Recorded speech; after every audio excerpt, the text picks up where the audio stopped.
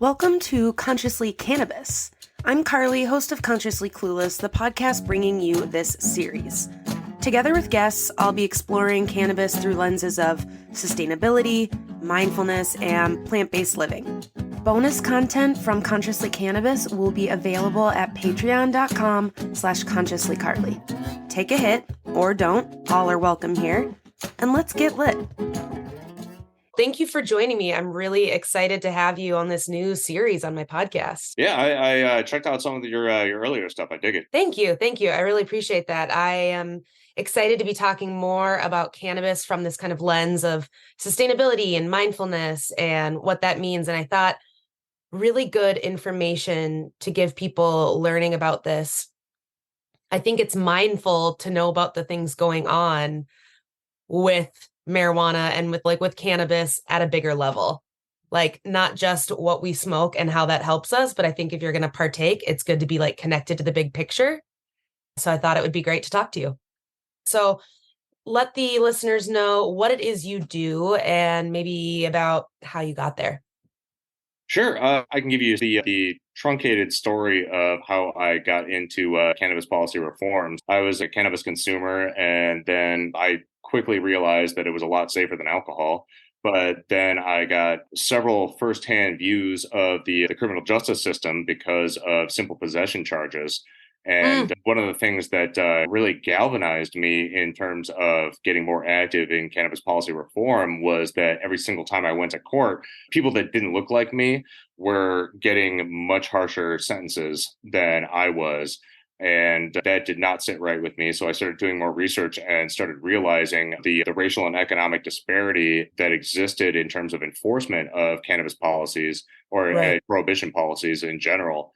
And so that made me really interested in getting more involved in this. I was looking at getting into a number of different fields after college, but I got an opportunity to intern with the Marijuana Policy Project shortly after college, moved down to DC with a backpack, a skateboard, and a guitar, and have been doing it ever since. That was in 2008. Oh, wow. But yeah, I mean, I started out as an intern and worked my way up to director of communications at that organization before I left in 2018 to go work for the National Cannabis Industry Association. Got a lot of experience in my just under 4 years there with the people that were actually like boots on the ground in providing cannabis to people and providing ancillary services to those businesses. And then at the beginning of last year, I moved over to NORML to concentrate more on federal policy and lobbying, specifically geared towards protecting consumers and their rights and abilities. That has been a really wonderful change, both in terms of who I'm actively focusing on, as well as in the type of work that I'm doing. And it's been honestly pretty wonderful because right now we're at a time where there is a lot of cannabis policy change happening at the federal level. Yeah, I was just thinking about starting that in 2008 versus now. The growth and change you've seen is probably astronomical. Oh yeah, when I first started, I think there were only like 9 medical marijuana states. Wow. And now we have 38 medical marijuana states and 23 adult use states. And we're also, like, in that time period, we've seen a number of countries outside of the U.S. pass pretty significant cannabis policy reforms as well, and opening up legal markets. I think that it really has been a sea change. But it's one of those things where there are always going to be challenges. It's 2 steps forward, 1 step back, 2 steps forward, 1 step back. And working in this field, you really have to be able to handle loss and recover from it and move forward. So your interest in marijuana itself was personal use. Did you expect to go into marijuana as work? It was the injustice that I saw in the way that the laws were applied that really led me to that work. I always thought that it was stupid that marijuana was illegal, but I never really considered dedicating my life to this cause before I saw just how messed up the policies around it were and how they were applied. Right. And when you made a comment earlier about how you started with personal use and realized it was much safer than alcohol, was that something that happened like at a young age? What was that kind of foray into figuring out what that meant for you? The first time as a high schooler where, I came home after like hitting some doobies and was able to wake up totally fine versus going to like a kegger and waking up just feeling like I'd been hit by a truck. And you were like, wait, one of these things is better. Yeah. Well, which one of these things is not like the other? Yeah, totally. So what was it like to tell people in your life, like, I'm making marijuana a profession? Was there any kind of pushback or shit that you got because of that, especially in 2008? Initially, there was a little bit of pushback from some of my family members, but I've always been a little bit of a raconteur within my family. They were pretty much expecting me to do something like that. When I laid out the knowledge that I had at that time, which I was Right. still just an egg, I had not learned all the stuff that I had learned in the decades since. I was able to make a good case for it so that my family members and other people important in my life were like, all right, we support you on this. And once I got to DC and started working on this professionally, back in those days, it was considered an oddity. Right. And now it's frankly boring. It's You're just not like another lobbying special job. anymore. Yeah. So what does your job entail at Normal now? What does that look like? The vast majority of my job right now consists of talking to congressional staffers and their bosses on the Hill and trying to convince them to sponsor and support legislation that is going to help undo the edifice of prohibition, a little piece at a time. Um, I've always been a big fan of pragmatism and incrementalism, and that's something that has been the history of cannabis policy reform at the local and state level and also at the federal level. My job primarily consists of getting as much support as possible for any form of legislation that is going to just bend the needle and move policy in a direction that protects consumers. I also have to develop educational material that can help individuals be able to be better citizen lobbyists and citizen activists so that they can make these cases effectively to their lawmakers as constituents, which at the end of the day is really what most lawmakers actually care about. In terms of lobbying and doing that work, what kind of pushback are you getting on the Hill? It's constantly evolving because as more and more states are able to provide evidence that the sky doesn't fall when you regulate cannabis for adults or for medical purposes, it gets harder and harder for our opponents to be able to throw up these straw men about all sorts of various things. We haven't seen teen use increase. We haven't seen serious effects on traffic safety. We haven't seen impacts on workplace safety or productivity. We haven't seen serious impacts in health or property values, or just on and Mm-hmm. on and on. All the things that our opponents have consistently cited that have consistently been proven wrong by the experience of all these states that are enacting these laws. So now we're starting to face things like, oh, cannabis is now much more potent and it's not your grandpa's weed, et cetera, and it's going to cause psychosis. All of these have been completely disproven already. I should say, just for the sake of total clarity, that people that are predisposed to mental illness or certain forms of psychosis sometimes can be triggered by cannabis use, especially heavy cannabis use, but there's no Mm-hmm. causal relationship there. And Mm-hmm. our opponents are pushing a causal relationship. They're starting to say that cannabis is directly tied to mass violence and mass shootings and things like that. And unfortunately, there's still a lot of people that actually believe that because unfortunately, most lawmakers are not scientists. Ah, It would be well, great yeah. if they were. But the level of scientific literacy among members of Congress on Mm. both sides of the aisle is pretty slim, unfortunately. So it really just takes being in their ear all the time and showing them as much evidence as possible and really just hammering it to get them to realize that the harms associated with these prohibition policies are much greater than any of the potential harms associated with actual cannabis use. And this is something that continues to be an issue when I'm on the Right. Hill. There's also, unfortunately, an age demographic issue. If you I look imagine. at national polling, people that are in older age demographics, as well as people that lean more conservative in their political ideologies, tend to support legalization less. And unfortunately, that is the makeup of most of the Senate and a good portion of the House as well.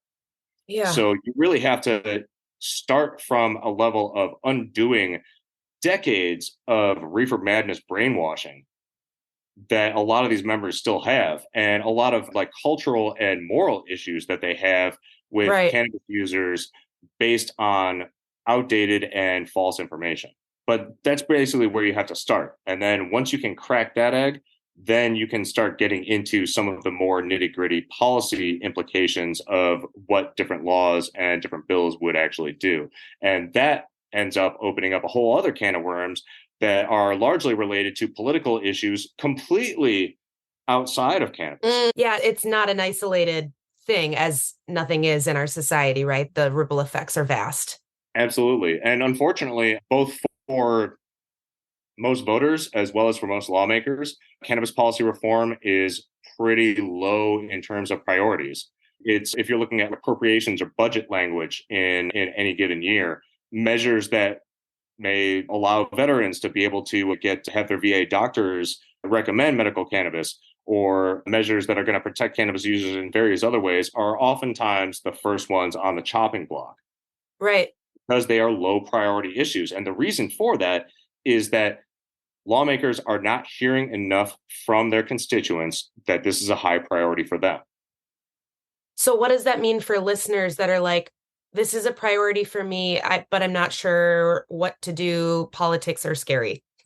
Call your lawmakers. Honestly, I was pretty scared about getting involved with these folks as well, but honestly, they're just people like you and me. They are open to advice and criticism, sometimes more than others. But at the end of the day, every single person out there listening to this can do exactly what I do on a day-to-day basis. Just contact your lawmakers, tell them what you want them to do, and do it often, also politely and respectfully. Chances are you're going to be talking to a staffer who is just Right. like an average run-of-the-mill Joe, and Trying to do people their too. job. They deserve respect. They have tough jobs, even if they're working for ostensibly evil people. So what does that look like then if you're saying often? Is that contact them every day, contact them once a week, contact them both? I know you can't say this is the roadmap, but what do you suggest when people are like, well, how do I do this?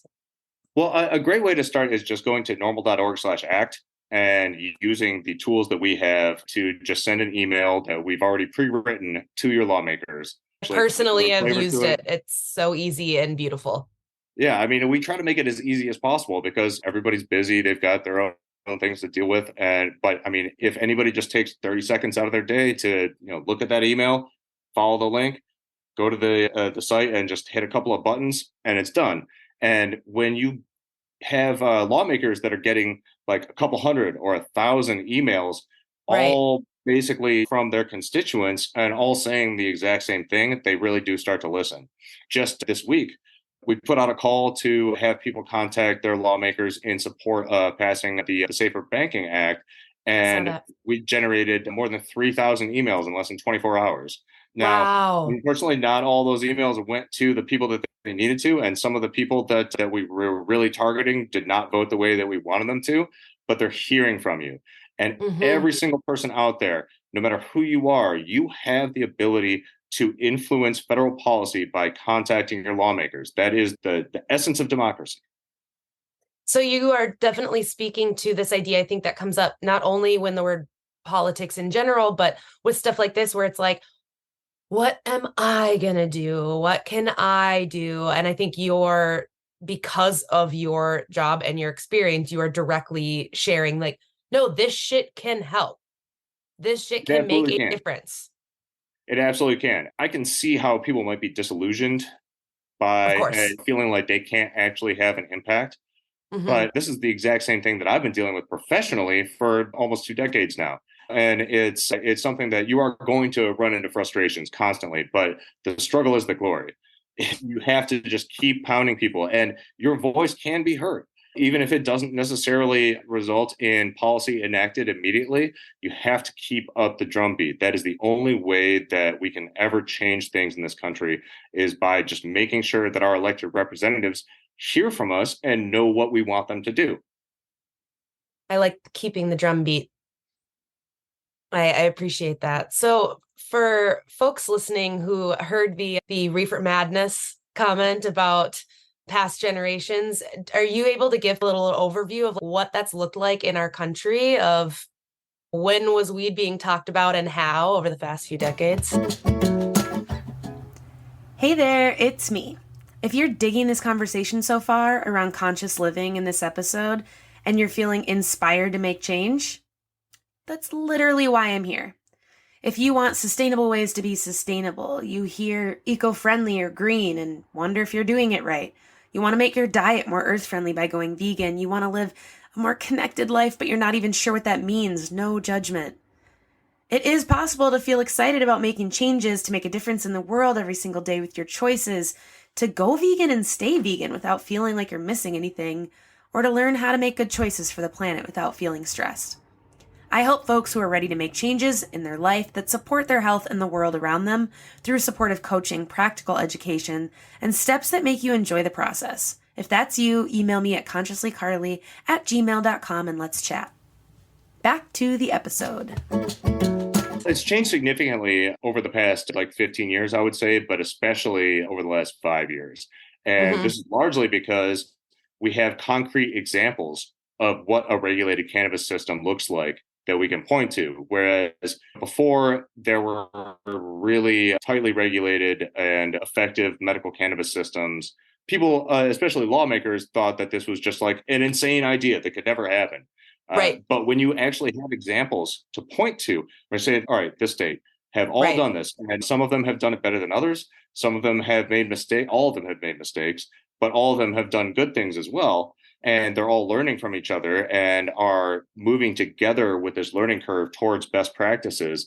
They start to see that this is not something that is just this pie in the sky idea that is not realistic at all. They see that this is concrete, it's possible, especially if you can actually take lawmakers and regulators into regulated cannabis dispensaries or cannabis cultivation sites. When they can see that tactically and concretely and see how it's working, then it stops becoming an abstract idea and starts becoming something that is realistic to them. Yeah, like you said earlier, it's hard to ignore this kind of growing body of evidence of it working.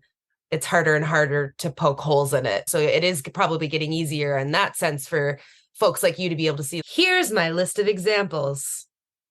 Exactly. And I think a perfect example of that is Washington, D.C., but it has a little caveat to it. Because Congress controls DC's budget, we have not been able to effectively regulate adult use cannabis, but we have a very strong medical program. And that does give us the ability to actually take lawmakers right down the street and show them what a regulated cannabis system looks like. The problem is that because Congress itself has been stopping adult use regulation, we have a very interesting kind of gray market that has sprung up that is oftentimes very unprofessional and is not necessarily the best example to show lawmakers and is in their faces all the time. So the city itself decided to pull in all of those unlicensed operators into the medical system because Congress would not actually let us do what we wanted to do as a city. And fascinating. As a result, that has led to just a tremendous professionalization among the cannabis market in DC, is getting everybody licensed up and making sure that everybody is running on best practices and is shutting down frankly, the cowboys that are unwilling to work with the system. So when people are nervous about marijuana policy and what that means for society, or that reefer madness, right? Like when people come at you with those fears, what's your elevator speech to calm them a little bit? A lot of times you hear people say, we don't need to legalize another drug. We've got enough drug problems with alcohol and whatnot. And I just say, if you don't think that cannabis is widely available right now, regardless of its legal status, you've got your head in the sand. True. And there is absolutely no reason that we should continue to keep that market completely underground when we could bring it above board, create job opportunities, create oversight, create safety protocols for consumers, and make sure that legitimate businesses are actually being able to be involved in this as opposed to purely illicit operators. All right. And now a lot of those illicit or legacy operators are totally great, and I actually want them to get involved in the regulated system. But then you have other folks that are have cartel ties, et cetera, that we don't want in there. But the only way that you can do that is by actually regulating cannabis and by lowering the barriers of entry to the point where it's accessible to people that aren't major like corporations or well-funded operators. That was my next question as well. So your interest in this was from the injustice within this system. So there's a lot of critique as things grow and as things legalize, right? That it's like wealthy white dudes are opening dispensaries and then people of color are still sitting in jail. So what kind of reform conversations are happening to counteract it continuing on through legalization as an imbalanced thing? That's an ongoing issue and one that is becoming increasingly nuanced as we get closer and closer to legalization and as things like interstate commerce or potential Supreme Court equal protection laws start coming into place and things like that. At the end of the day, honestly, I would refer to groups like the Minority Cannabis Business Association for their opinions on that because they are dealing with those operators on the ground and I don't want to speak for them. Totally. But what I can say, judging from the research that they've done, is that most of the social equity programs that have existed in states to try to correct this issue have not worked. But also from the standpoint of NORML as a consumer advocacy, there are a lot of people who have been negatively impacted by the war on drugs.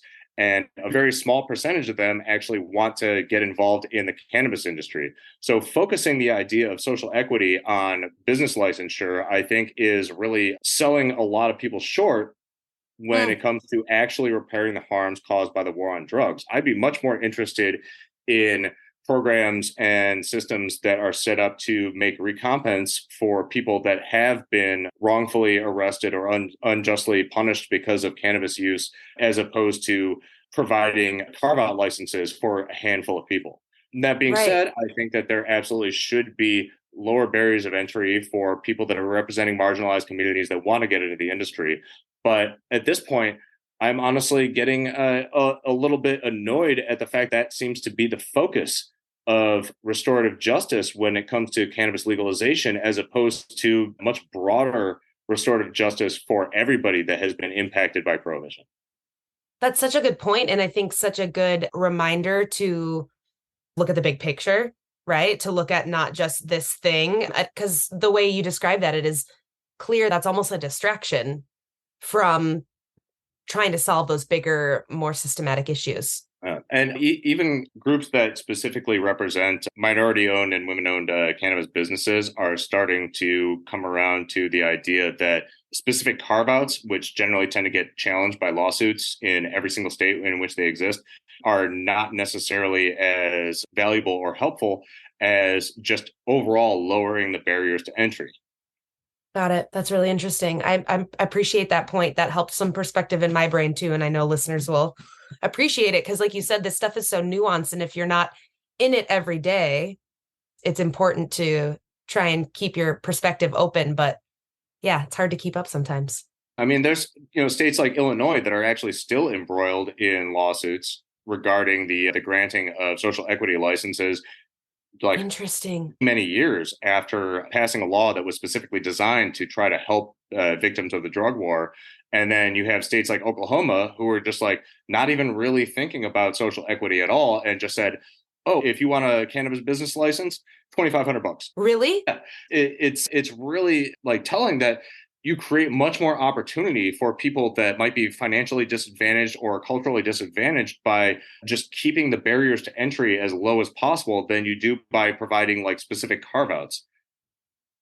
And some of those carve outs are like frankly unconstitutional when you get into it because if you make them race based, they are immediately open to constitutional legal challenge because of the Equal Protection Act.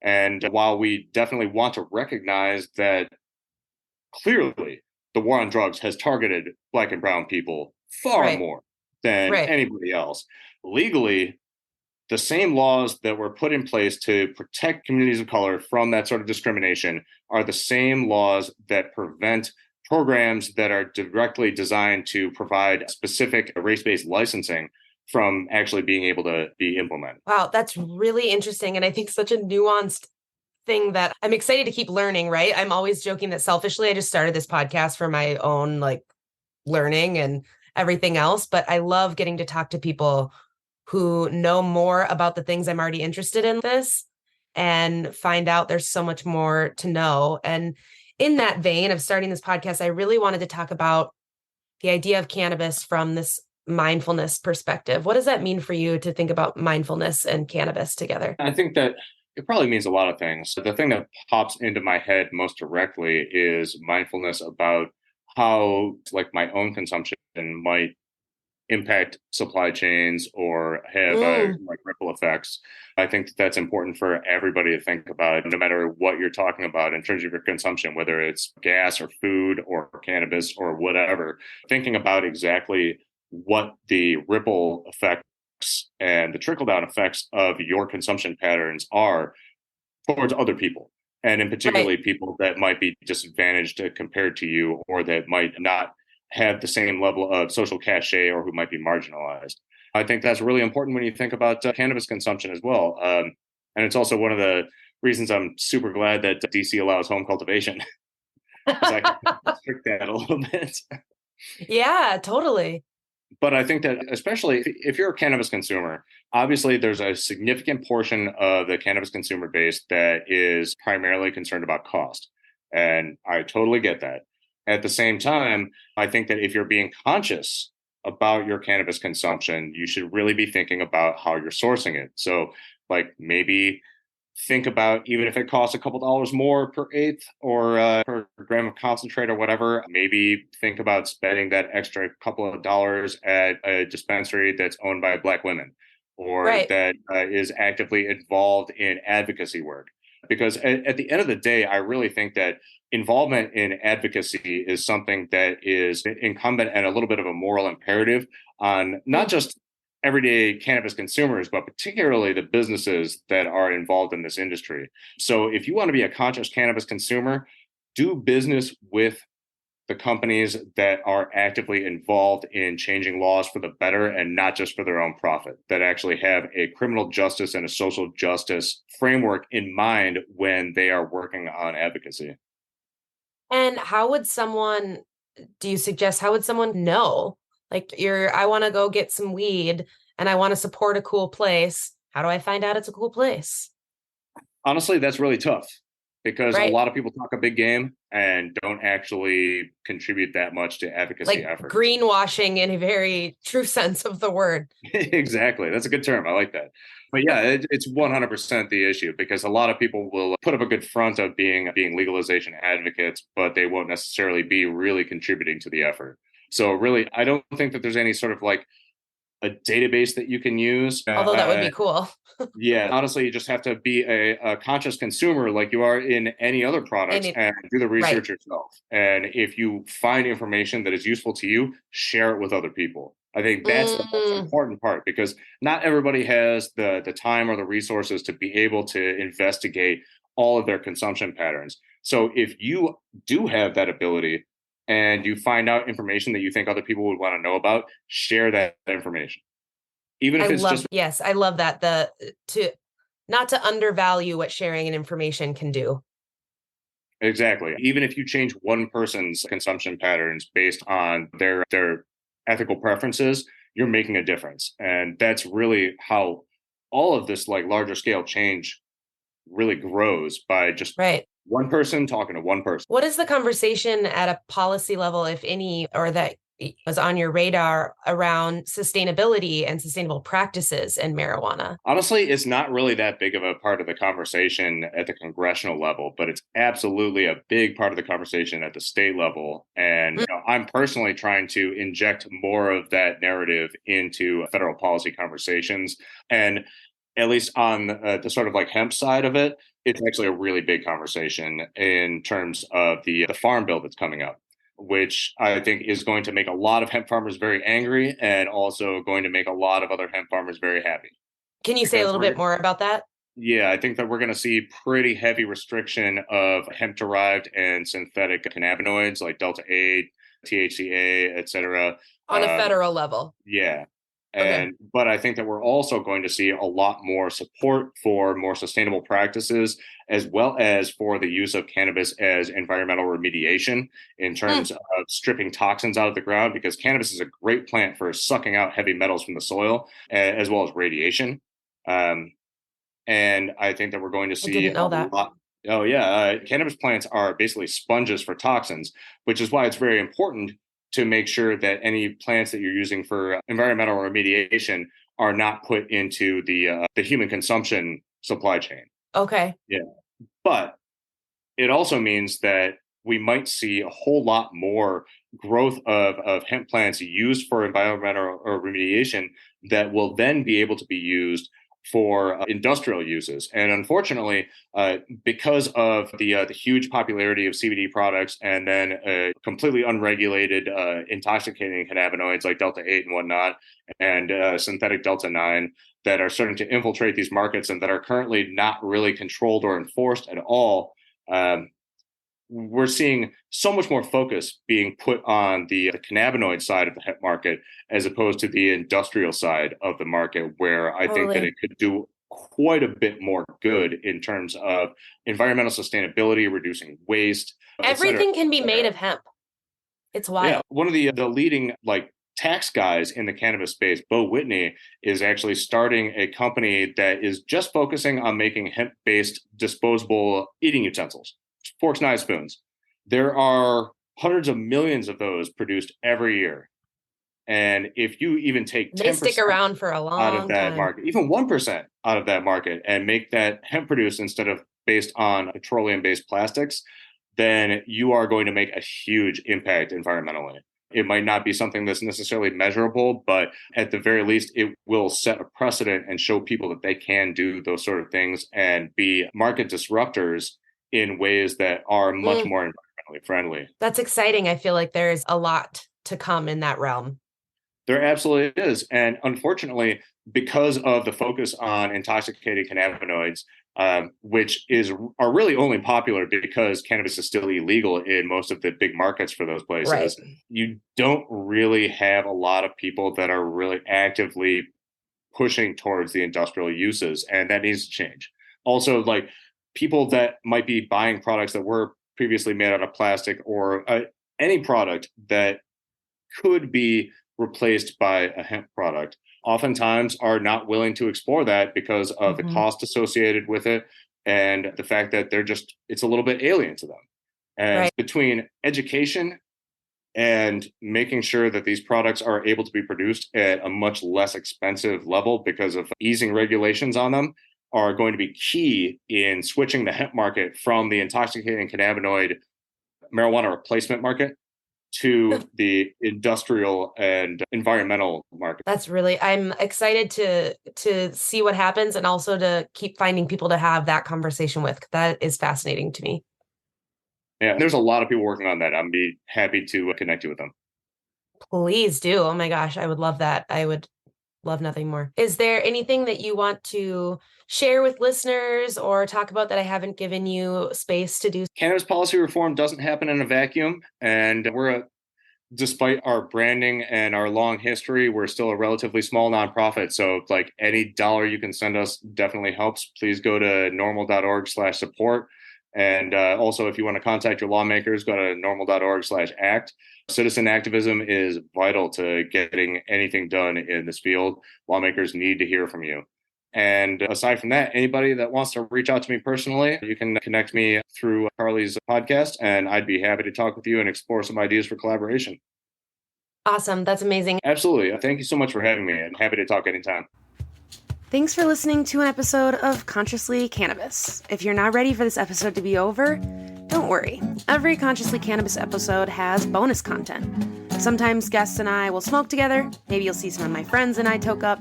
Who knows? Go to patreon.com/consciouslycarly and get all the bonus content. And thank you so much for listening to this new series. If you enjoyed it, remember to hit subscribe wherever you listen to your podcast. Share it with a friend. Tell someone you know. Anything helps, and I so appreciate it. See you next time.